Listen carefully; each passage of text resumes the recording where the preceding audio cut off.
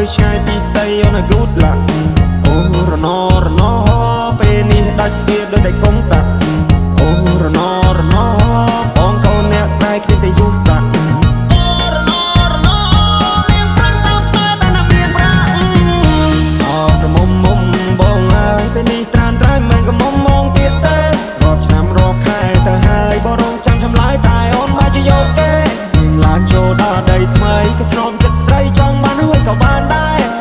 ខ្វល់ពីសុកតុបបងได้ចាំត្រុកអស់នឹងផ្លេចហើយស្រុកស្រែ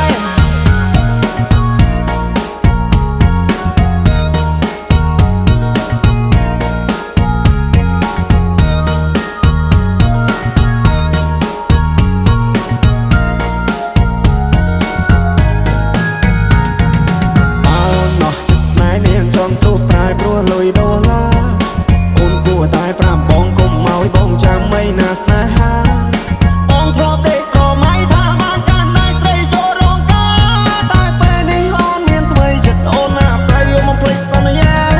មិនដឹងប្រាប់ម៉ែប្រាប់ពុកប្រាប់ពូប្រាប់មីងប្រាប់យាយប្រាប់តាយ៉ាងម៉េចទេស្នេហ៍ដែលបងធ្លាប់ថែពេលនេះនាងប្រែព្រោះមានចិត្តពេកពេលនាងបដូរទិសដៅពីកាត់ទៅត្បូងនាងឲ្យអ្នកថ្មីបងមកងាយបងនាងច្រេះយកពេញបោះបងចោលស្នេហ៍ឲ្យបងឈឺរាពេញកន្លងអោក្រមុំបងហើយអូនទៅហើយឆោមយំអូនចូលដីក្រអូនកុំភ្លេចទូសង្សារនៅភូមិយើងយំនេះគឺធ្វើបងឡើងដូនតាបងសែនឯកាព្រោះសង្សារបងទៅឆ្ងាយបងទុំពឹងនៅផ្លូវចាំអូនវល់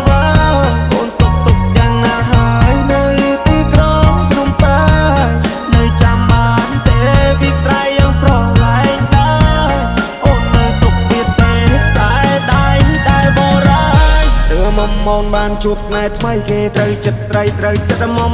គេតាមចិត្តអូននំមកដើរលេងនំមកស្ដាប់ភ្លេងបំភ្លេចគ្រារ